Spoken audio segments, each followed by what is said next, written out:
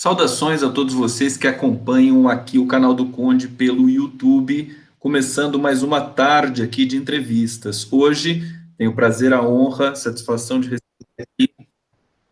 Deixa eu só bloquear o meu retorno aqui, como eu sempre faço. Opa, aqui, pronto. Tem de fazer assim, que senão a transmissão não fica boa, tem que monitorar tudo. Bárbara Nascimento. Bárbara Nascimento, porta-voz do movimento Parem de Nos Matar, que fez uma manifestação muito forte no dia 26, né, Bárbara? Sim. Para a gente, saudações, um prazer muito grande ter você aqui no canal do Conde, e a gente vai conversar, daqui a pouco eu vou explicar um pouquinho melhor quem você é, e eu queria que você começasse falando dessa manifestação do dia 26. Boa tarde, querida. Boa tarde, Conde, boa tarde a todos que estão assistindo. Esse ato ele foi pensado no dia 22 de abril, após a morte do Nera, que é o William Mendonça, que era um gari comunitário aqui do Vidigal, que atuou, inclusive, bastante em fevereiro, na enchente que teve aqui, atingiu aqui o Vidigal, e ele teve uma troca de tiros na favela. Ele mora na área chamada 314, e ele saiu para pegar o filho que estava brincando na rua, um filho de 12 anos, inclusive especial.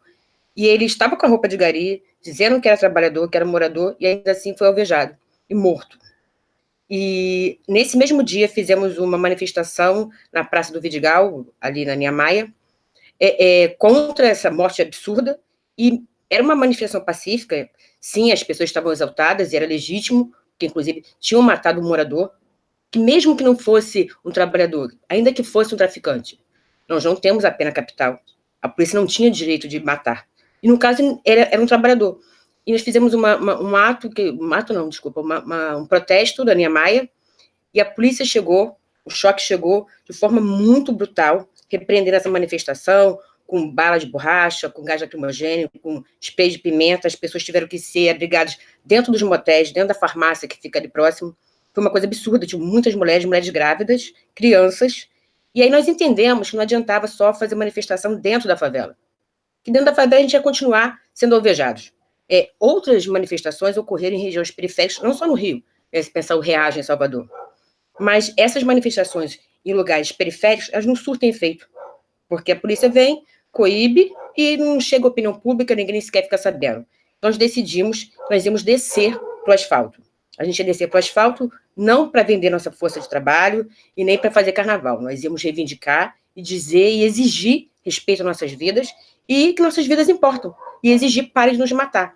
E a primeira data pensada foi o dia 12 de maio, porque era dia das mães, e a gente já tinha a ideia de trazer as mães de vítimas do Estado.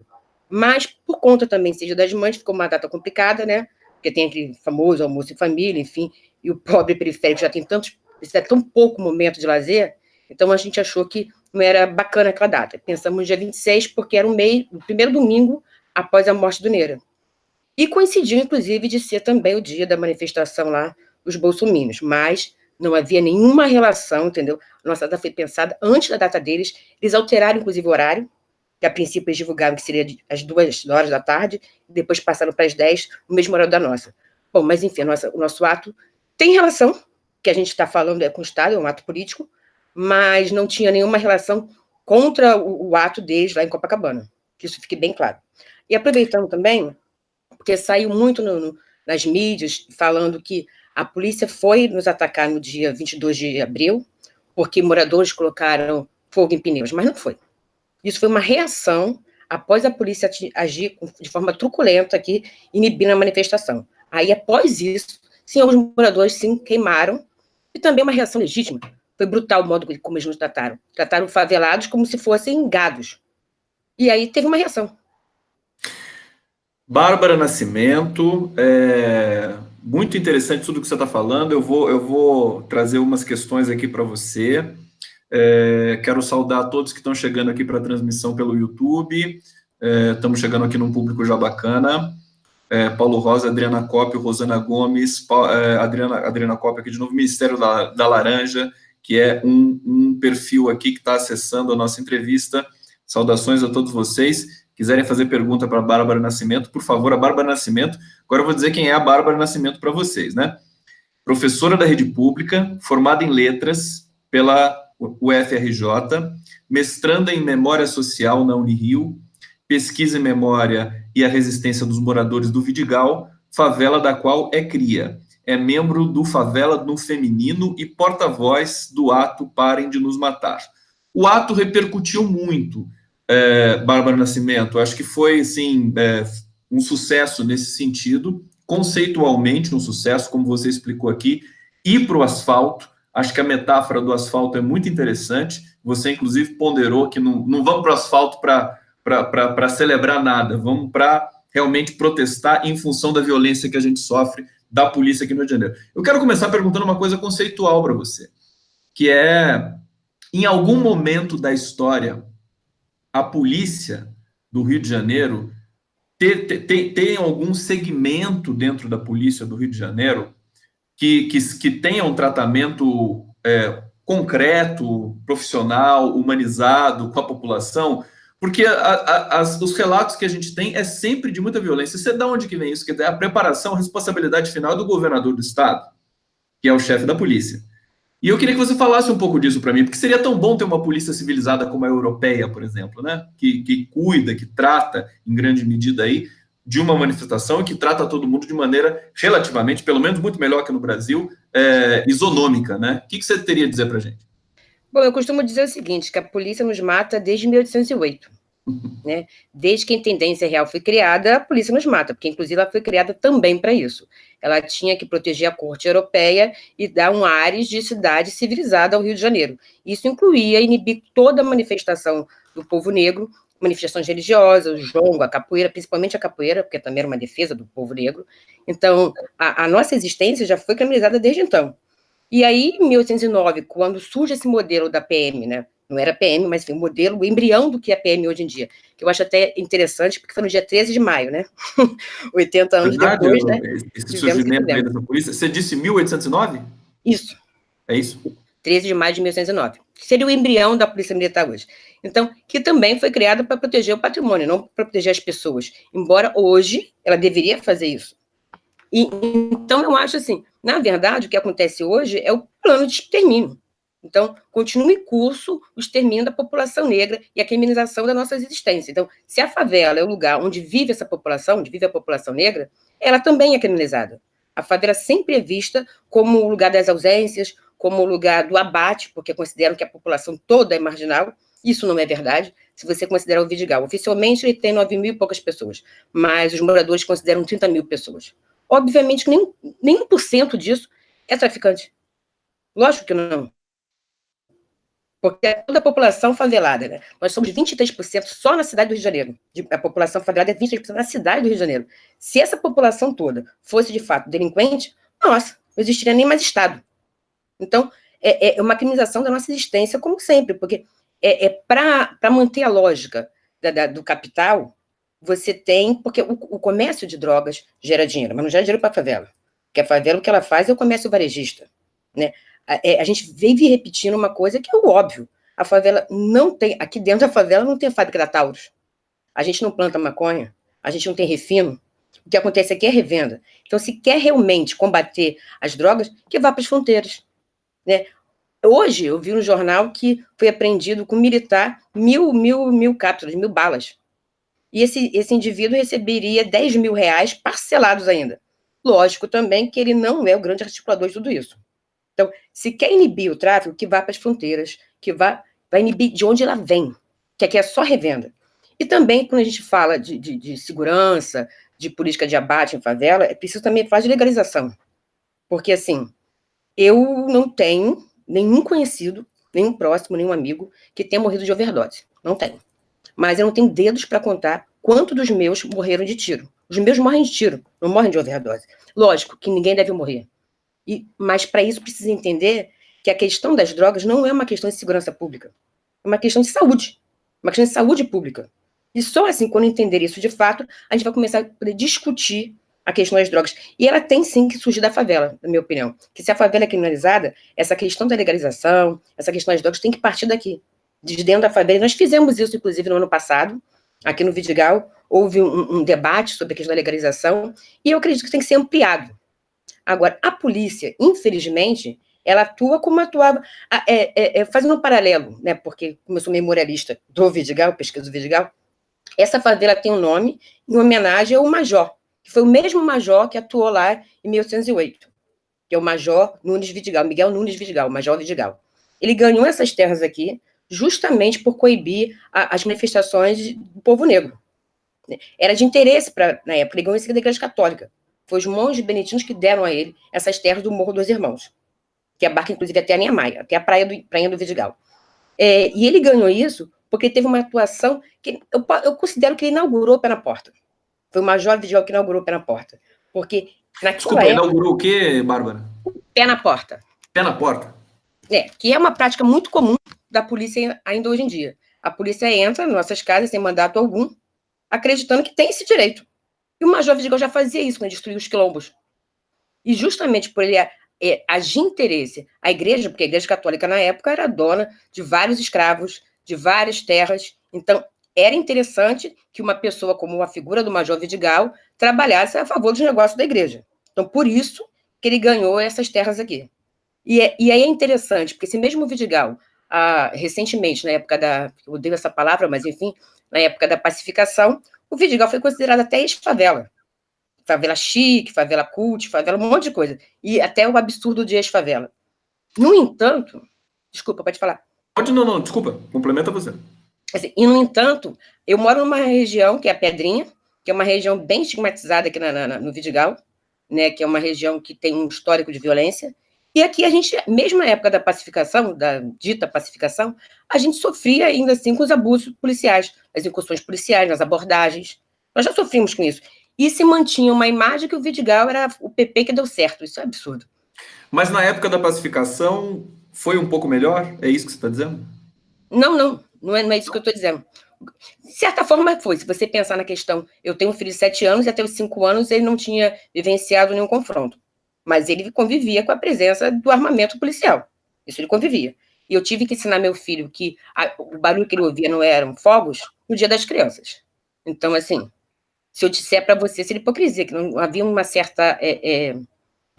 a violência não era bélica, digamos assim, não era letal. Bélica ela era, porque tinha um armamento, mas não era letal. O que eu estou querendo dizer é que se vendia-se uma imagem que o Vidigal era o PP que deu certo. E durante muito tempo acreditou-se nisso. Durante muito tempo não, mas durante alguns anos acreditou-se nisso. O Vidigal chegou a sofrer um processo de gentrificação. E agora, essa mesma favela mostra para toda a sociedade, lógico, não foi só o Vidigal, que fique bem claro, várias associações de favelas, Mangueira, Rocinha, Babilônia, Chapéu Mangueira, Maré, enfim, várias associações de moradores. O movimento Paz nos Mata começou com ato, e agora é o movimento, porque agora vamos ter o Fórum Permanente.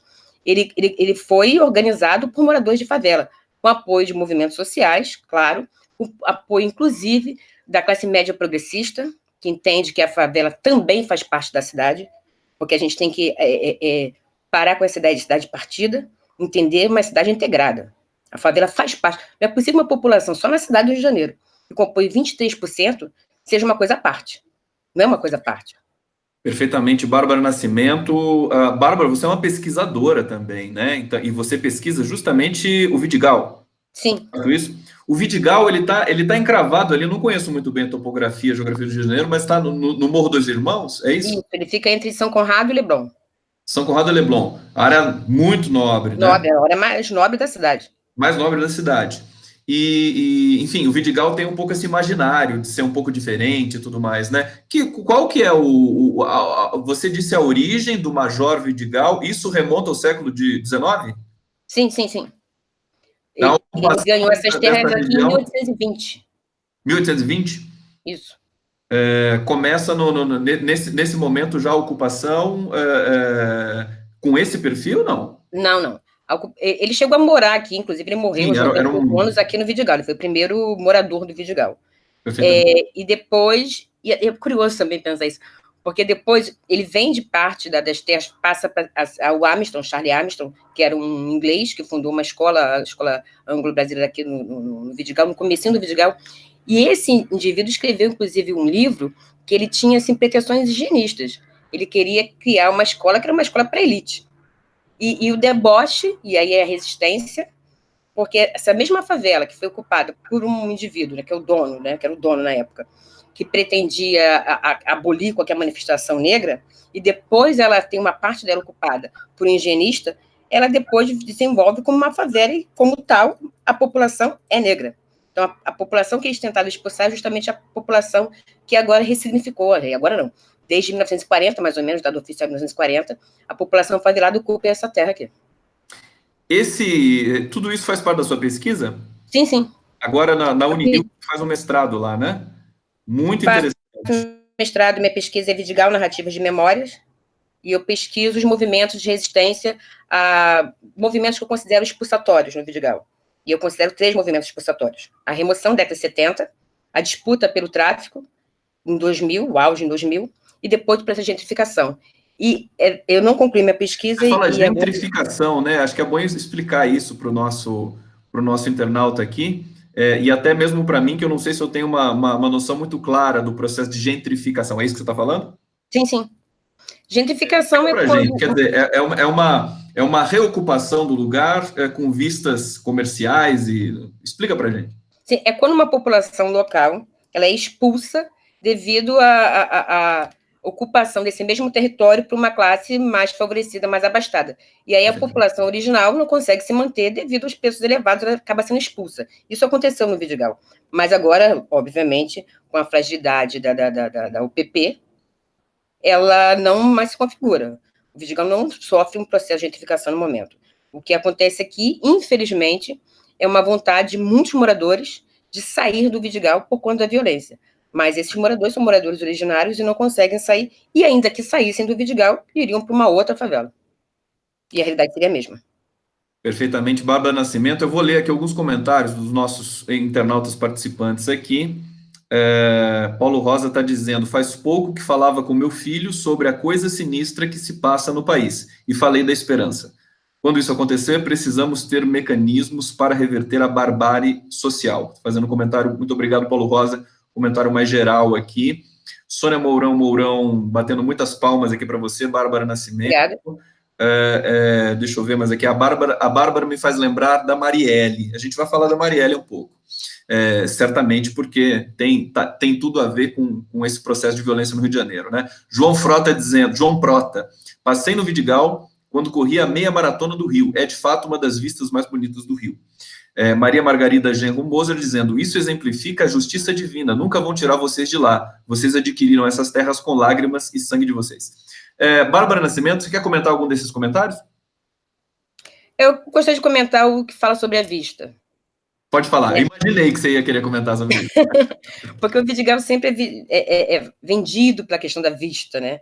A vista do Vidigal é muito famosa. Você sabe o que eu lembrei? Desculpa, deixa eu só fazer um comentário aqui com você. Eu me lembrei daquela música da Marina Lima e do Antônio Cícero, sabe? Que é uma linda, né? O Hotel Marina, quando acende, as luzes brilham no Vidigal. O Vidigal tem esse imaginário mesmo, né? Por favor. Mas esse imaginário, na verdade, nos atrapalha. Eu costumo dizer assim que as pessoas se interessam, o asfalto se interessa pela vista, mas não se interessa pelos favelados. Eles da favela, do caso do Vidigal, o interessante aqui é a vista. E isso, inclusive, motivou o que a gente estava falando anteriormente da gentrificação. Agora, para além da vista, a gente é uma favela. Inclusive, como favela e moradores de favela, a gente também tem direito a essa vista. Mas a gente não é um mirante para o asfalto. Aqui existem pessoas trabalhadoras, existem pessoas que resistem, que se recriam. O Vidigal tem um paradigma de resistência. Se falar da questão da remoção das favelas que aconteceu na década de 70, o Vidigal teve uma trajetória muito bem sucedida. E eu espero que essa mesma trajetória, inclusive, eu trabalho a memória para isso, para ressignificar o presente, eu espero que essa mesma resistência que o Paulinho, o seu Mário, vários líderes comunitários do Vidigal da década de 70, que elas motivem a juventude de agora. Mas também entendo que, inclusive voltando a falar do ato, mas também entendo que existe um temor enorme. E também é legítimo. Você vê, no dia do ato, né, no dia 26, no domingo, enquanto estávamos lá em Ipanema, né, exigindo que pare de nos matar, exigindo respeito constitucional, inclusive, à nossa vida digna, no mesmo momento aconteciam tiroteios aqui no Vidigal. Inclusive simulações de tiroteios. Era uma tentativa de inibir, de intimidar, de dificultar a descida dos moradores para o ato. Isso não foi só no Vidigal, aconteceu também na Rocinha, aconteceu também no Tabajara. Favelas da Zona Oeste que viriam para o ato não foram por conta disso. Então, há todas as formas de uma tentativa de silenciar nossas vozes. Então, a gente precisa... Pode falar. Eu sempre dou prioridade para você complementar seu raciocínio, querida Bárbara Nascimento. Mas já que você foi você é tão rápida, você pode falar, eu vou falar com você, então tudo bem, vou interromper você um Não é segundo. porque eu vou falando, eu sou Não, digressiva. porque você é uma potência, né? Enfim, eu tô aqui admirado realmente com a sua, enfim, com a capacidade que você tem de articular várias coisas ao mesmo tempo. E não é só isso, quer dizer, você tem essa potência intelectual e você está liderando um movimento concreto social também, que você é porta-voz do movimento Parem de Nos Matar, o que enseja muita responsabilidade. Eu queria falar justamente do movimento Parem de Nos Matar, enfim, do substrato daquilo que foi qual o resultado concreto desse movimento, né? Eu estou aqui com uma matéria aberta dizendo que, na verdade, é uma matéria sobre o movimento e apontando a política de segurança pública adotada pelo governo Witzel, né? Que já resultou em 464 mortes apenas no primeiro trimestre de 2019. Isso também deve estar embutido, evidentemente, aí nas pautas que vocês levaram para as ruas e para o asfalto. Uhum. Como explicar Witzel? Como explicar que, em grande medida, eu entrevistei outras pessoas também ligadas aos movimentos da favela Rio de Janeiro, dizendo que muita gente da própria favela votou no Witzel.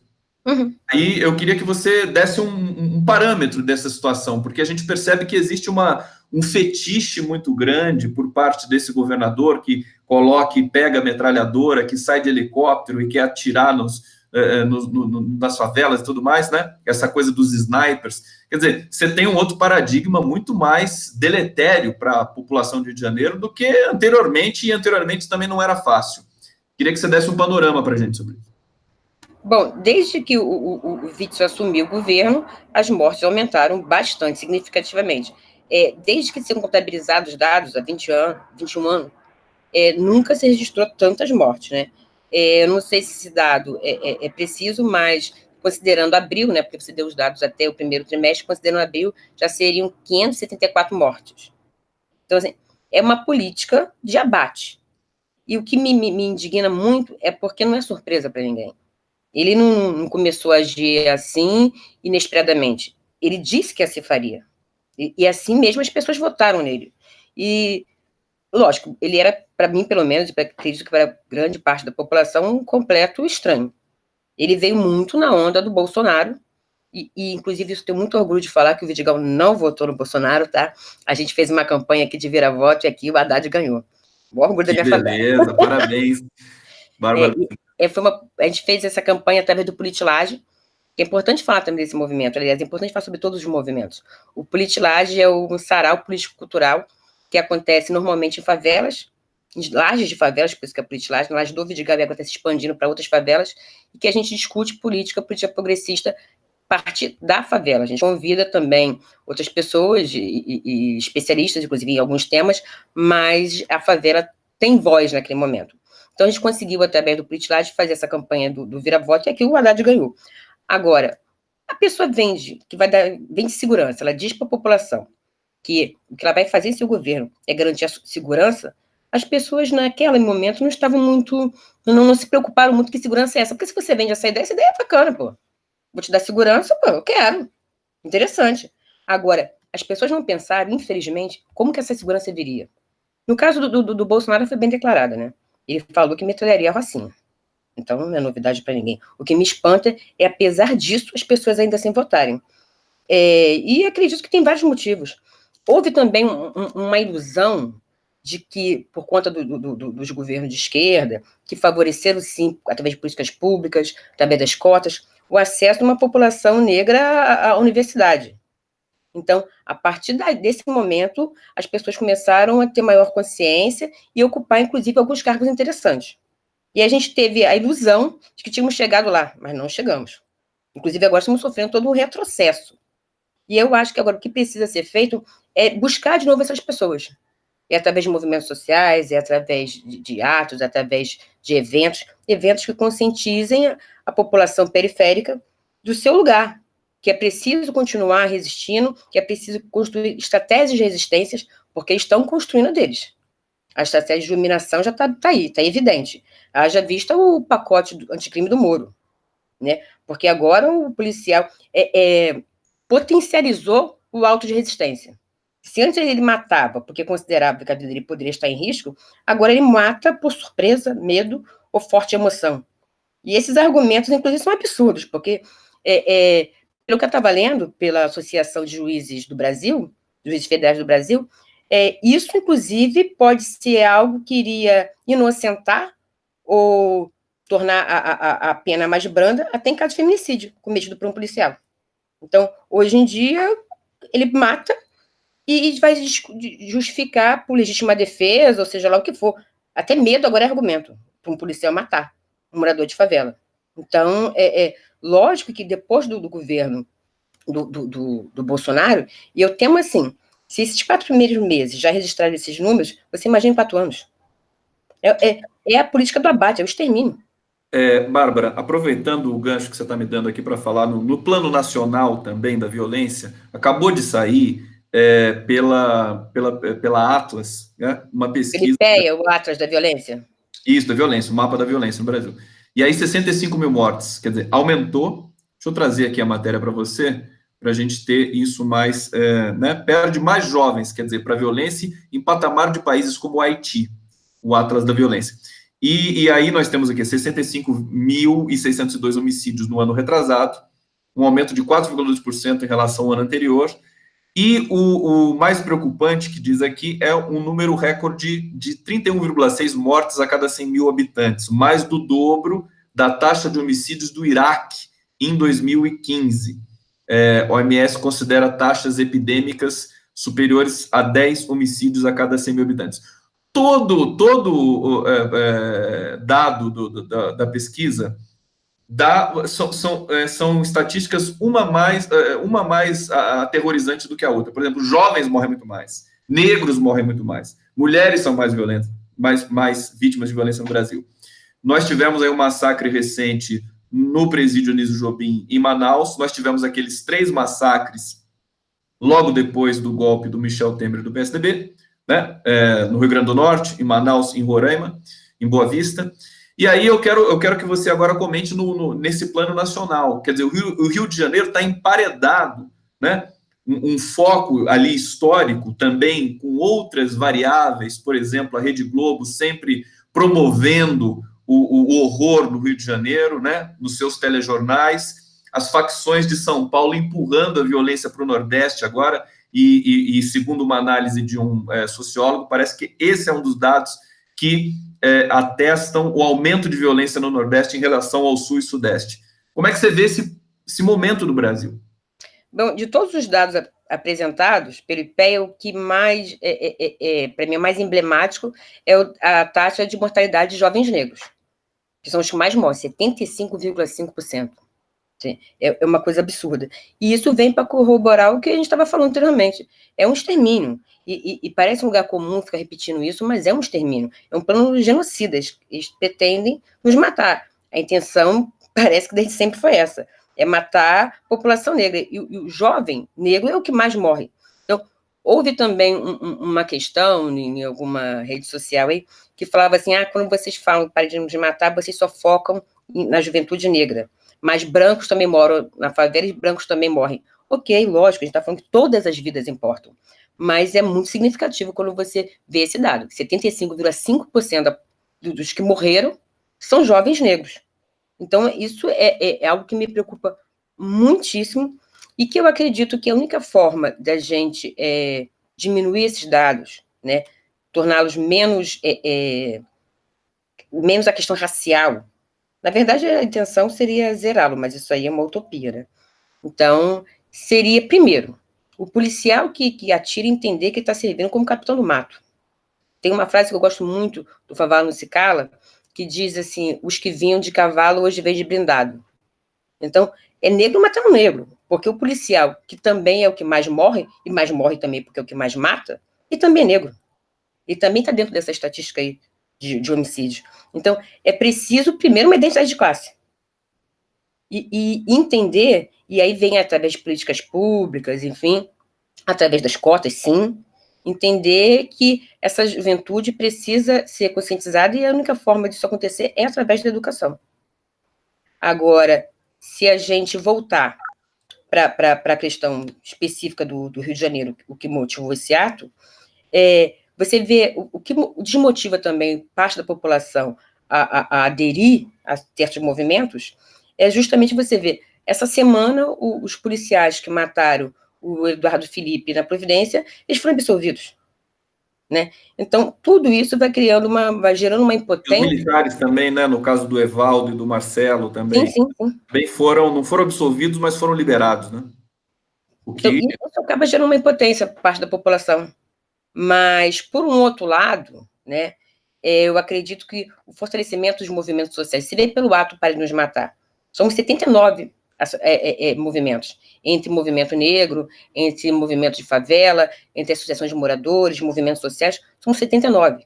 Então, é possível, assim, se você pensar também, tem um movimento acontecendo contra o pacote anticrime do Moro, acho que é pelo direito ao futuro, posso estar enganada, acho que é mais ou menos isso. E são, acho que, 40 organizações que também estão assinando esse movimento. Então, eu acredito que está tão brutal a violência, está tão recrudescido o nosso silenciamento, que, por outro lado, a gente vai criando estratégia, a gente vai criando formas de organização e em rede para lutar contra essa opressão. Eu estou usando uma metáfora aqui, mas vou deixar mais para o final do nosso papo, que está muito bom, estou muito feliz de estar conversando com você. Você acho que confirma também uma ideia que eu tenho dito aqui nas minhas lives, nas minhas análises, que as pessoas que são de origem humilde e vão para a academia e vão fazer sua faculdade, seu mestrado, seu doutorado, têm uma potência muito maior, intelectualmente falando. Eu fico impressionado, realmente, né? A rapidez, né? A maneira com que você articula as ideias, porque você viveu na prática muita coisa. Eu vivo. Muda tudo na hora que você vai pesquisar uma coisa que você mesma viveu. E você é do Vidigal. Você é nascida no Vidigal, é isso? Eu sou nascida no Vidigal, nascida na Pedrinha, mais especificamente. Então, é muita coisa envolvida, né? Muitos laços culturais, de afeto envolvidos. Eu vou ler alguns aqui, comentários, mais uma vez, que o pessoal está participando muito aqui, comentários muito bacanas. Bruna Novaes dizendo, a Marielle foi morta justamente porque combatia os milicianos, que faziam os moradores dos morros dos escravos do mundo moderno, vergonha mundial, justiça por Marielle e Anderson. Marta Rezende Moraes dizendo, muito corajosa, Bárbara Nascimento. Parabéns, muita força. Todo mundo aqui parabenizando você. Sônia Mourão dizendo, Witzel é um horror, um genocida. Deixa eu avançar mais um pouco, porque tem comentários mais longos aqui. Bárbara, você é maravilhosa. Adriana Cópio está te dando esses parabéns. Obrigado. Sônia Mourão, parabéns, Vidigal e Laranjeiras. Cara sentado lá foi derrotado. João Prota, concordo com Bárbara sobre a questão da vista. Sou do Recife e fiquei realmente maravilhado com a vista panorâmica. Ele concorda, depois você comenta de novo esse aqui. Deixa eu ver que pulou aqui. Se o Devan, sociopata, saíram da jolinha com Bolonsauro. O Witzel é um sociopata. Vamos ver, deixa eu ver se tem mais algum. Depois eu volto para ler aqui. Ótima entrevista, todo mundo curtindo muito. E eu quero trazer... Você quer comentar algumas coisas que eu li ali, querida Bárbara? Você mesmo salientou para a questão da vista, eu acho que não fica clara. Primeiro, lógico que eu me orgulho muito da vista. Eu acho que não sei se ele concordou, porque você disse que é prejudicial esse imaginário da vista bonita, né? Não, a vista é maravilhosa e a gente se orgulha dela e não há problema nenhum em alguém considerá-la. Inclusive, tem uma pesquisa aí que parece que é a quinta mais votada do Rio de Janeiro. Maior orgulho, problema algum isso. O problema é ser reduzido à vista. Sim. A gente não é mirante para asfalto, entendeu? Essa que é a questão. A gente não é só vista bonita, a gente tem problemas e problemas que precisam ser considerados e inclusive, resolvidos, né? Ou pelo menos amenizados. É só isso. Perfeitamente. Vamos falar um pouco, os resultados do Pare de Nos Matar. Eu achei o nome do movimento, por ser uma frase, né? Acho que tem um poder muito grande, teve um poder de mobilização, teve grande repercussão em todas as mídias. Você deve ter percebido isso, até nas tradicionais. E eu queria que você dissesse como é que foi o day after desse movimento, né?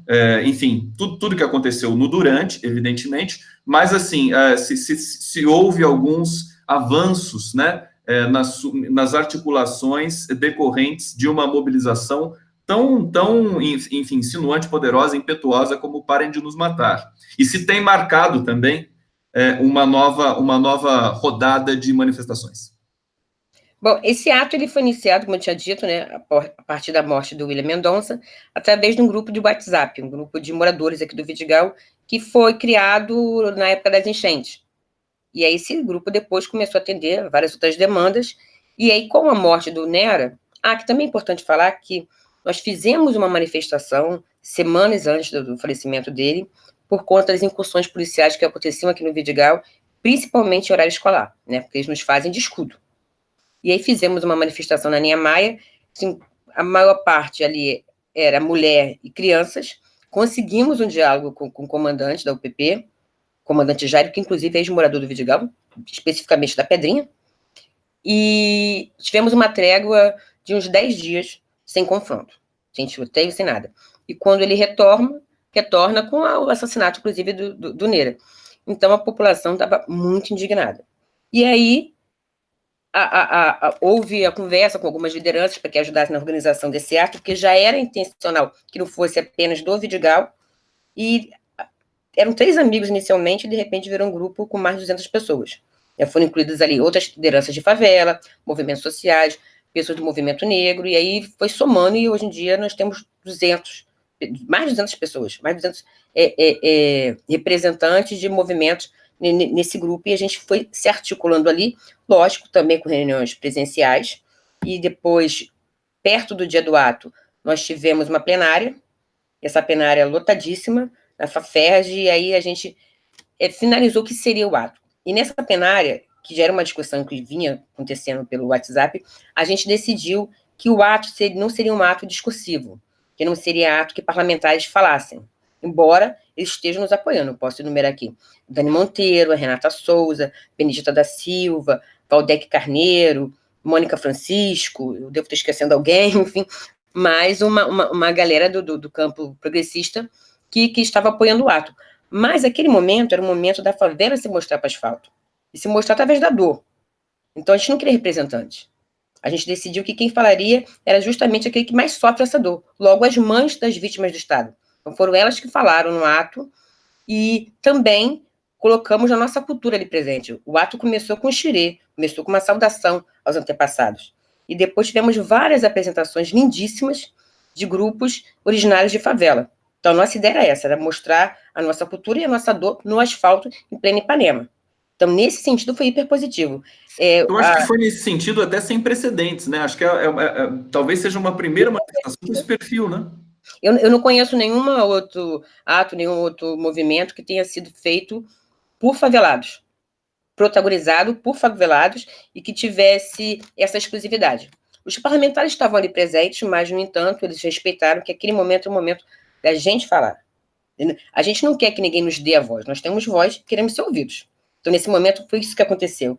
E, a princípio, também foi uma outra coisa que eu achei bem significativa, porque, embora fosse uma construção de homens e mulheres, e o ato acabou sendo apresentado por 2 mulheres, né, que foi eu e a Ruth Salles, que, a princípio, teríamos uma equidade aí de gêneros, teríamos o André Constantini, que iria apresentar o ato comigo, mas, nesse momento, ele preferiu que outra mulher falasse. Isso eu achei bem significativo, né?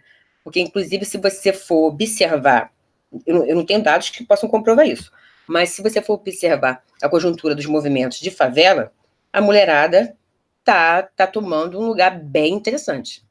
Bem interessante. Isso é muito interessante. Isso estava acontecendo no Brasil, naquele momento Lula, Dilma, vinha acontecendo uma presença muito mais forte, e por várias razões, também é um argumento que eu sempre trago nas minhas leituras aqui da cena de conjuntura, que a mulher traz uma visão diferente, uma visão mais, acho que ampla do país, né? Tem uma questão da testosterona que é bastante complicada, inclusive que interfere na própria semântica, né? Na própria análise da justiça, do jornalismo e tudo mais. Já visto esse incidente que nós estamos aí no horizonte, que é a questão do Neymar e tudo mais lá. Bom, mas eu não quero entrar nessa seara com você. Eu queria que você falasse um pouquinho da Marielle, porque as pessoas já mencionaram aqui. Você faz um trabalho, enfim, está fazendo um trabalho político, acho que na dimensão do que a Marielle vinha fazendo. Só que ela confrontou a questão dos milicianos, que também é uma questão, assim, muito forte aí no Rio de Janeiro agora. Eu não me lembro com quem eu conversei do Rio de Janeiro, dizendo que nunca antes você teve tanta influência das milícias, inclusive foi interiorizada também, não está só na capital mais, né? E é uma presença muito forte, é uma presença que está, inclusive, arranha o Planalto, né? Brasília. E aí eu queria que você falasse, dentre tantas coisas, do legado da Marielle, das suas identificações possíveis com o trabalho que ela fazia, quer dizer, mulher, negra, LGBT também, tudo que esse sistema de poder que nós estamos assistindo aqui detesta, né? E quer sufocar. Eu acho que ela deixa um legado e eu acho que o Rio de Janeiro pode dar essa resposta. Eu queria que você falasse sobre isso. Primeiro que fico muitíssimo honrada dessa aproximação. Mas como eu sou muito digressiva, eu acabei não terminando de responder a sua pergunta anterior, eu vou voltar a ela. É digressiva que nem eu, Bárbara. Por isso que é tão bom conversar com você. Se eu me perder, você, por favor, me aponte. Porque você falou os resultados do ato, né? Infelizmente, e também isso não era nenhuma pretensão, porque seria uma pretensão muito ousada, a gente não conseguiu cessar os confrontos. Eles aconteceram, inclusive, no dia do ato e continuam acontecendo. O que a gente pretende é uma conversa, mas após a nossa plenária, que vai acontecer, inclusive, a próxima terça, na FAFERJ, após a nossa plenária, após a gente avaliar o que foi o ato e dar encaminhamento para as novas ações, porque a gente não pretende fazer várias manifestações agora, a gente pretende até se unir, acho que já estão aí em construção, mas a gente virou um fórum permanente. O ato para desmatar agora é um fórum permanente. Então, nesse fórum é que nós vamos discutir os próximos passos. A mídia oficial teve o absurdo de dizer que éramos 300 na Orla, mas há outras mídias que falam que nós éramos 2.000 pessoas na Orla. Então, a gente acredita que 2.000 pessoas pensando a mesma coisa, fora aqueles outros que foram impossibilitados de estarem ali no ato por conta das simulações de tiroteios que ocorreram simultaneamente ao ato, a gente acredita que a gente pode, sim, criar um movimento bem interessante aí, que vai trazer não só a demanda própria, que é o direito à vida, né? Por isso, parem de matar, porque para a gente brigar por qualquer outra coisa, a gente precisa estar vivo. A gente vai trazer também outras questões, que são questões pertinentes à população favelada. Agora, voltando à questão da Marielle. A Marielle era uma grande referência, acho que para toda mulher, principalmente mulher negra de favela, ela era uma grande referência. E quando eu, pelo menos, falando por mim, quando eu soube do assassinato dela, eu fiquei, naquele momento, sofri uma incredulidade, uma impotência, que eu falei assim, cara, se mataram a Marielle, fazem o que conosco, todo o restante? Mas, por um outro lado, isso também potencializou várias demandas, várias questões, várias bandeiras que outras mulheres já traziam, inclusive as mesmas que a Marielle defendia. Agora, e outras Marielles surgiram, e outras Marielles surgirão. E não só surgirão porque estavam ali de uma forma confortável, sem se importar com as questões. Essas mulheres já existiam, só que elas não apareciam. E agora elas aparecem porque é cada vez mais necessário aparecer. E em relação, você fez uma outra pergunta em relação às milícias. Eu não moro em favelas de milícias. A realidade da favela onde tem tráfico é bem diferente da realidade da favela de milícias. Mas eu fico pensando assim, quando a gente estava falando lá na frente da entrevista, sobre a questão do poder da Igreja Católica, né, que atuava a favor do capital, é a mesma coisa que acontece hoje em dia, porque as milícias elas têm um apoio também da Igreja Evangélica. Só mudou a igreja, que antes era católica, agora é protestante, mas eles têm um apoio. Você veja os ataques que vem sofrendo vários terreiros de matriz africana. Eles têm o apoio da Igreja Católica. Inclusive, aquele voo do Witzel lá em Angra dos Reis, justamente ele atirou numa tenda de um pessoal que fazia, enfim, acho que era um banda. Assim. Então, não estou dizendo que toda favela que tem milícia, ela tem compactuada com a Igreja Evangélica, não disse de forma alguma, tá? Mas é tão louco porque as pessoas, inclusive muitos desses que votaram no infeliz presidente, se dizem cristãos. Então as pessoas matam e aí com a Bíblia na mão, o revólver de um lado e a Bíblia do outro. Então o que me preocupa também é essa fé a favor do extermínio. Então, em relação à questão das milícias, eu não tenho muitas informações a lhe dar, porque não é a minha realidade. E eu entendo, inclusive, que essas pessoas vivem em situação mais desfavorável do que a nossa, aqui numa favela que tenha tráfico. Porque ali eles sofrem... a gente tem... É pior do que droga, né? Milícia é pior do que droga. Sim, sem dúvida. Sem dúvida. Porque é o cerceamento total de toda a liberdade. Você paga por morar, você paga por ter uma segurança, que inclusive é a segurança que já deveria ser de graça, porque de graça não. É a segurança que é pública, que é paga pelos nossos impostos. No entanto, que já se paga por ela, né? Eles cobram de novo. E na favela, a polícia entende que nós somos inimigos, seja lá o traficante ou o morador comum. Na favela que tem a milícia, eles vendem uma proteção. Então, assim, aquele é uma lógica muito louca, uma lógica muito absurda, que eu não consigo mensurar não estando dentro dessa realidade, entendeu? Porque, fala. Bárbara Nascimento está falando uma coisa muito importante, eu já estou querendo logo dizer aqui para não esquecer, é justamente que essa ligação aí, né, com todo o respeito que a gente pode ter por todas as religiões, mas justamente, você disse no passado, a Igreja Católica também endossava uma violência oficial, nós temos hoje uma outra vertente religiosa endossando, né, uma violência dessa natureza, enfim, complexa e complicada, no sentido da gente poder ter uma resposta da sociedade sobre isso, que são as milícias que nós estamos falando aqui. Vou voltar mais uma vez para o chat, para trazer aqui os comentários, que as pessoas estão bastante interessadas, bastante felizes aqui com a entrevista. Rosiana Gomes, ótima entrevista, obrigado, Rosiana. Eneida Posser, muito boa essa entrevista. Todo mundo aqui elogiando muito, também pudera, né? Bárbara Nascimento aqui, ela está dando um grande show aqui, porque é uma liderança e também uma pesquisadora. Quando essas duas dimensões se juntam, sai da frente, né? João Prota está dizendo, né? Moro num dos bairros mais violentos do Recife, sofremos aqui o mesmo estigma do Vidigal e de outras favelas de que todo morador é criminoso. Deixa eu ver, pessoal concordando, elogiando. Era uma tenda evangélica, Conde, desculpa. Lá eu errei aqui, eu disse que podia ser de alguma religião afro, mas não era. Não, é evangélica. Eu tinha... Não tinha ninguém naquela hora que eles já tiraram. Conde, eu moro em Nova Iguaçu, Baixada Fluminense, onde vivemos cercados pelas milícias e o tráfico. Ceia Mota dizendo isso aqui. Bárbara Nascimento, eu acho que eu quero pegar pelo caminho agora, perguntar para você, se no Rio de Janeiro, nós temos 3 governadores que foram presos, né? Se não me engano.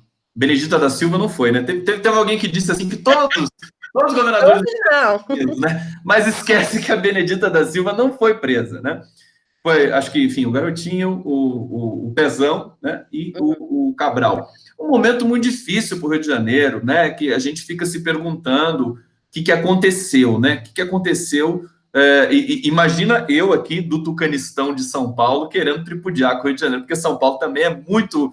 Tem essa dimensão. Só que vocês têm uma dimensão, o Rio de Janeiro tem imaginário de sempre ter sido uma espécie de ter sido capital brasileira, enfim, tem um imaginário sobre politizado. Vocês tiveram momentos com o Brizola, que, bem ou mal, foi um representante da esquerda progressista no Rio de Janeiro, com alguns avanços. Você, como pesquisadora, deve conhecer muito bem a história do impacto, enfim, dos governos pregressos do Rio de Janeiro. E a pergunta é a seguinte: o que aconteceu, né? Qual foi, aonde que saiu dos trilhos, digamos assim, o curso natural da história, um estado que representa tanta coisa, tanto imaginário do Brasil como o Rio de Janeiro? Eu tenho dificuldade para entender o que aconteceu, porque o Rio de Janeiro sempre foi, eu costumo dizer que é até uma terra de Exu, porque é uma terra onde se celebra, né? Temos o carnaval, temos a cultura da malandragem, e nós tínhamos muito orgulho, não só da nossa paisagem, como também da nossa cultura. Mas, se você pensar politicamente, o Rio de Janeiro, de certa forma, sempre foi conservador, sim. Cara, o presidente da República é carioca, e é esse presidente que está aí, entendeu? Então, eu acho que ele nasceu em São Paulo, mas ele se criou... Mas ele viveu aqui por um tempo, foi aqui que ele se fez politicamente. Então, não é orgulho nenhum, tá? Então, é muito preocupante dizer, e você falando, eu me lembrei de uma matéria que saiu hoje no jornal, pelo menos foi hoje que eu li, ou foi ontem ou foi hoje, do governador, que ele pede para que a gente não divulgue imagens negativas do Rio de Janeiro. Porque ele quer fomentar o turismo, ele acredita que o turismo é o petróleo carioca, então que a gente não pode divulgar nenhuma imagem negativa, de violência principalmente, do Rio de Janeiro, para que o Rio de Janeiro continue tendo uma imagem só turística. Isso é um absurdo completo. Porque o próprio governador entra no helicóptero e junto com snipes, sobrevoa uma favela, ele quer imagem pior do que essa? Ele mesmo produz a antipropaganda. E depois ele vai e pede para que a gente não mostre imagens negativas do Rio. O Rio, infelizmente, está passando por um momento muitíssimo complicado. E aí sim, eu acredito sim que tem muita força, tanto a milícia quanto as igrejas evangélicas, sim, que cresce cada vez mais no Rio de Janeiro, e que trazem com isso uma visão totalmente conservadora. Totalmente conservadora. Eu acho que esse seu link é muito importante. Eu confesso que eu não tinha lido nada a respeito disso, ainda da ligação entre milicianos, igrejas evangélicas e tudo mais. Acho que vale a pena fazer uma investigação técnica sobre isso, né? Ainda que não exista uma ligação, de fato, né? Que, como te falei, não sou moradora de favela de milícia e não tenho nenhum estudo aprofundado, nem superficial sobre o caso. Ainda assim, são dois cânceres.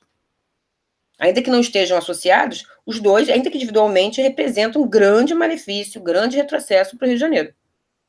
Sim, a gente está assistindo isso. Eu queria trazer uma questão para você. Você falou do Capitão do Mato há alguns minutos atrás, e eu acho que a pergunta que eu gostaria de fazer, Bárbara, a força policial, enfim, eles são mal remunerados, aparentemente mal treinados, aparentemente não, concretamente mal treinados, porque não sabem lidar com com as pessoas, sabem lidar na base da truculência. E eu acho que, em grande medida, eles são oriundos da própria periferia. E são negros também, pobres, é aquela história, você vai ser bandido policial, tem aquele imaginário também, né, que nós temos aí na crônica urbana, enfim, imaginário, não é concretamente um desdobramento da realidade. Mas eu fico pensando se não seria esse o eixo de ação, de convencimento, para que, em algum momento, tem um vídeo que viralizou recentemente, que são os professores protestando, e aí os policiais, eles vão dizendo para parar o protesto, com palavras de ordem, só que eles erram no português. E aí o professor fala assim, você me desculpa, não é assim que fala. Aí, no terceiro erro de português do policial, fala, pô, a gente devia estar junto deles, né? Devia estar junto dos professores. Quer dizer, esse momento, será que não chega um dia? Quer dizer, dos próprios policiais entenderem que eles estão oprimindo aqueles que estão do lado deles, num certo sentido social? Bom, primeiro, como eu tinha falado anteriormente, precisa ter uma identidade de classe. Agora, eu quero até salientar a importância de ter colocado isso, que o nosso ato, ele também é assinado, inclusive, pelos policiais antifascismo. Então, e os policiais antifascistas, muito importante você falar isso. Eles assinam o ato, eles nos apoiam, enfim, que fazem parte dessa construção. Agora, se a gente pensar na PM, que entra nas favelas cotidianamente, eles são negros, na sua maioria, e são de origem periférica na sua maioria. Mas eu acredito que, assim, parece que carnaval celebrar, sabe? Uma coisa tão louca, porque eu não acho que eles sejam totalmente despreparados. Eu acho até complicado falar que são despreparados, porque essas balas perdidas atingem sempre os mesmos corpos. Então, me parece que eles são preparados para isso, para o extermínio da população negra, quando também são negros, por isso que eu digo que são capitães do mato. Agora, é uma lógica que justamente por ser de origem periférica, e nesse contexto você tem poucas possibilidades de se lançar, de ser considerado, de ter algum poder reconhecido, então essas pessoas, algumas delas, buscam dois caminhos, ou através da força policial, ou através do tráfico. Porque o jovem que entra no tráfico, ao meu ver, não é, pelo menos, considerar as favelas do Rio de Janeiro, principalmente as da capital, tem maior acesso ao emprego, enfim, esses jovens não entram no tráfico por conta do dinheiro. Não é o dinheiro que motiva. O que motiva é o poder. O que motiva é ele ter algum reconhecimento dentro do seu território de querer uma pessoa que precisa ser respeitada, ainda que esse respeito venha pelo medo.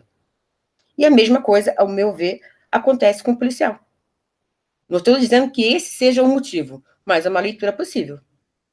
Perfeitamente, Bárbara Nascimento. Trazer outra questão, a gente já está encaminhando aqui para o fechamento do nosso papo, então eu vou acelerar aqui e te perguntar sobre. Primeira coisa, o movimento Parem de Nos Matar. Quem está assistindo a gente nesse momento, se essa pessoa quiser colaborar, se informar, enfim, de alguma maneira participar desse movimento, o que ela tem de fazer? Vocês têm um site, vocês têm um lugar assim onde... Temos uma página. Nós temos uma página no Facebook, nós temos também no Instagram, e é só a pessoa acompanhar as nossas postagens, enfim. E para aquelas pessoas que são do Rio de Janeiro, principalmente, e que são ligadas a movimentos sociais, sejam lideranças comunitárias, enfim, é só entrar em contato com a gente através da mesma página e se inserir e aderir ao ato. O movimento no dia 26 foi organizado basicamente também em colaboração com a página do Facebook. Sim, ela iniciou no WhatsApp, mas a divulgação também se deu, principalmente, através do Facebook e do Instagram.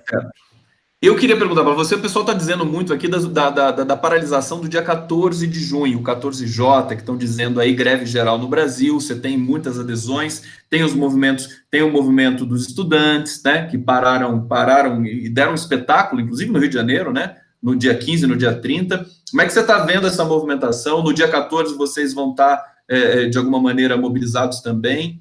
Não, nós já fomos no dia 30, o ato se fez presente, nós estávamos lá, aderimos também à manifestação dos estudantes, e vamos também, no próximo manifestação, também estaremos juntos, até porque, quando a gente fala Parem de Matar, o alvo preferencial é a juventude, e essa juventude é a juventude estudantil.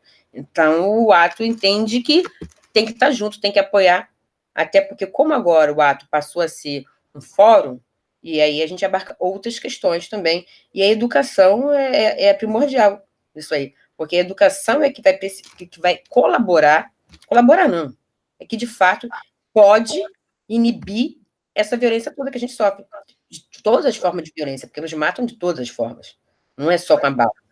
Muito forte, né? Eu senti o sistema tremer com os movimentos, com a reação dos universitários, da comunidade acadêmica, né? A gente percebe isso, a gente que cobre todo noticiário, todos os dias, a gente percebe que existe um certo temor concreto do poder do sistema em função desse rastilho de pólvora, né? Para não usar uma metáfora melhor, que é a mobilização dos universitários e da comunidade acadêmica no Brasil. Eu queria fazer uma questão para fechar o nosso papo, querida Bárbara Nascimento. Eu tenho dito que o Bolsonaro é uma espécie, nós estamos assim, podemos fazer uma alusão de uma espécie de vacina no Brasil. O Bolsonaro é o agente agressor, enfraquecido. Eu estou achando ele enfraquecido, porque politicamente ele está enfraquecido. E ele foi inoculado, né, na nossa corrente social sanguínea. E aí, quem são os anticorpos? Os anticorpos dessa metáfora? São os antifascistas, os antifas, que é um nome muito simpático, inclusive, né? Antifas. Eu vejo, nesse momento, evidentemente, com muitos retrocessos aí no horizonte. Na verdade, eu quero direcionar uma questão para você que desemboque na palavra esperança. É possível nós termos esperança? Quer dizer, as pessoas ainda estão assustadas, muita gente diante de um ceticismo paralisante. E eu queria que você falasse sobre isso, porque eu vejo que um Brasil vai nascer muito mais forte daqui a pouco e imune. Talvez não totalmente imune a essa doença chamada fascismo, mas pelo menos relativamente imune. Quer dizer, nós temos um aprendizado diante de tudo isso. Como é que você vê esse momento do Brasil? Eu acho que se a gente não tiver essa esperança, aí ferrou de vez, né? É melhor ficar quieto, ficar parado, aderir, né? Porque não há um outro modo, a não ser esse. Acreditar, ter esperança, que inclusive essa esperança, ela motiva a luta, e a luta é sobrevivência. Eu costumo dizer assim, quando a gente fala dos nossos mortos, né, que o luto também é verbo. E eu acho que uma outra forma disso acontecer é da maneira como foi feito, inclusive, o ato. Que o ato, ele surge, ele tem o protagonismo da favela, mas ele também abarca a classe média progressista. Né? E aí que está falando de Marielle anteriormente, né? É aquela ideia que ela defende na sua dissertação, que a sociedade precisa entender que a favela faz parte da cidade, né? E romper com essa ideia da cidade mercadológica, que a favela só vende a sua mão de obra. Não, a favela produz cultura, produz potência, apesar de todas as ausências, porque nos são negadas, né? as ausências sofridas pela favela são ausências porque o Estado nos nega uma série de coisas. Então, se ainda assim, se apesar disso, esse território que é criminalizado, ele produz cultura, ele produz resistência, ele é uma potência, essa potência tem que ser englobada, porque imagina quantos jovens mortos não poderiam hoje em dia estar na sociedade aí, atuando de forma digna. Então, quando mata a juventude, mata também um pouco dessa esperança. Mas é só nela que eu acredito, porque não tem outra saída. É acreditar ou acreditar. Perfeitamente, eu concordo com você, Bárbara Nascimento. Eu quero te agradecer muito pela generosidade aí que você teve em dar uma entrevista aqui para o canal do Conde. Essa entrevista vai ser reprisada hoje pela TV 247. Depois eu vou te passar o link bonitinho para você acompanhar também. Todas as perguntas que foram feitas aqui no chat, é só você acessar depois a entrevista que você vai ter acesso a elas. Eu agradeço imensamente a todo mundo que fez as perguntas aqui, que curtiu a entrevista. E te devolvo para as considerações finais, querida Bárbara Nascimento. Bom, eu gostaria de continuar clamando para que a sociedade, como um todo, o asfalto, abrace as nossas causas, que o asfalto entenda que é preciso se unir às nossas questões, porque todas as vidas importam, e o desejo que esse movimento cresça e se torne algo ainda maior, para que outros territórios, principalmente se considerar o Nordeste, segundo os dados aqui do IPEA, é onde mais tem morrido pessoas. E que esse ato cresça, e cresça como uma forma de resistência, entendeu? Essa é a minha esperança, tá falando de esperança, então essa é a minha esperança. Bárbara Nascimento, professora, pesquisadora e porta-voz do movimento Parem de Nos Matar. Satisfação conversar com você. O espaço está aberto, vamos conversar mais, né? E quando você precisar, enfim, estamos aqui. Um beijo para você, querida. Obrigada, beijo a todos. Valeu. Valeu.